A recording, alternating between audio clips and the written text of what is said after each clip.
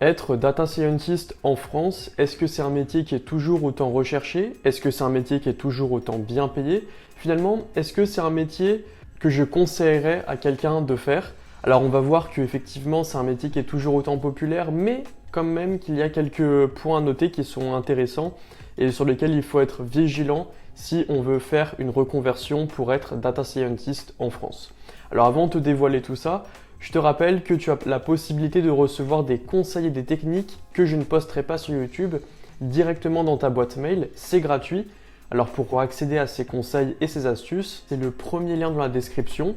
Tu cliques sur ce lien, tu arriveras sur un formulaire où tu pourras rentrer ton adresse mail et 1 à 2 fois par semaine, tu recevras directement dans tes mails des conseils et des astuces pour monter en compétence en data, te construire un profil recherché et surtout réussir ta reconversion en data.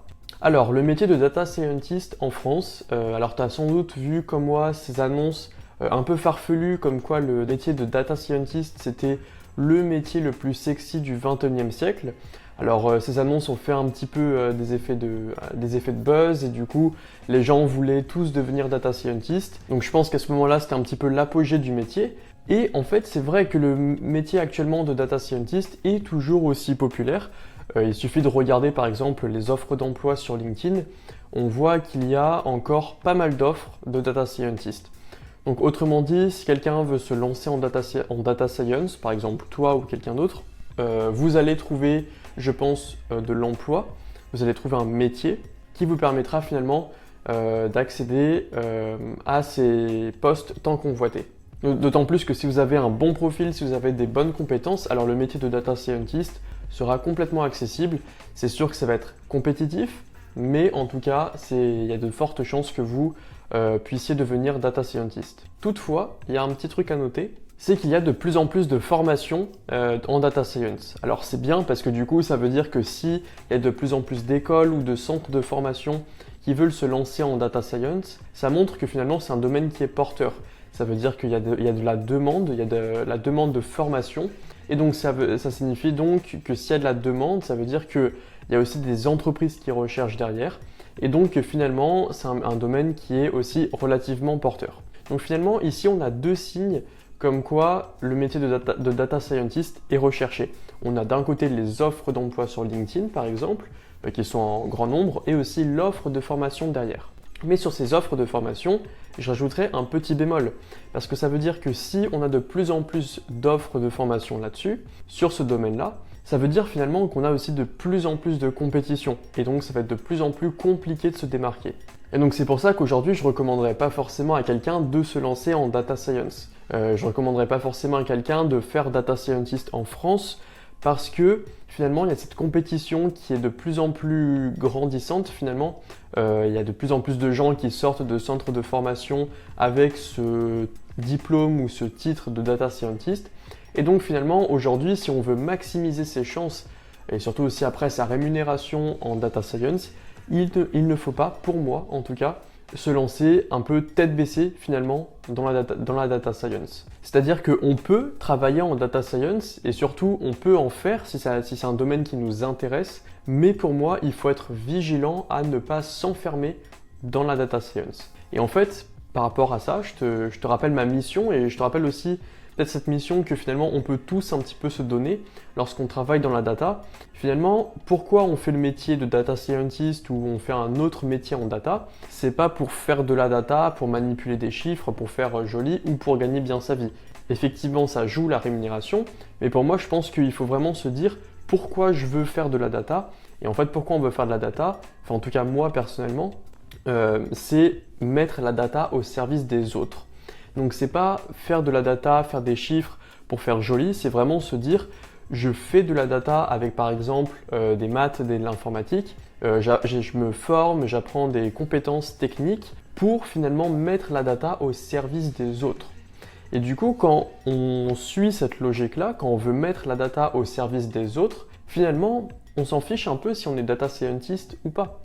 Parce que la data, il y a tellement de formes différentes.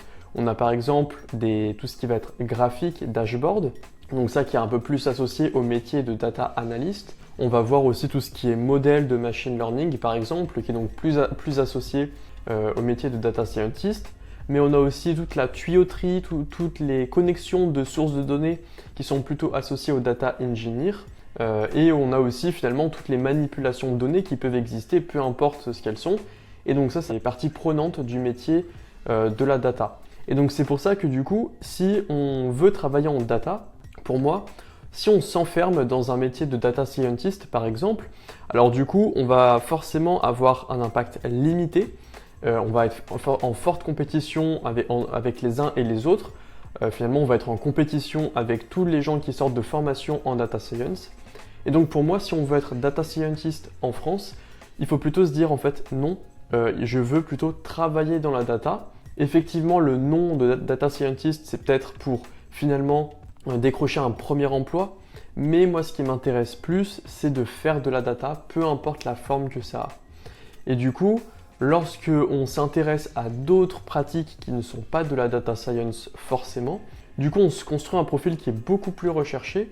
Et finalement, en fait, on s'en fiche un peu que le métier de data scientist soit populaire en France, parce que nous, ce qui nous intéresse, c'est est-ce que la data est populaire en France. Et en fait, de nos jours, la data, c'est vraiment essentiel. Toutes les entreprises travaillent avec de la data.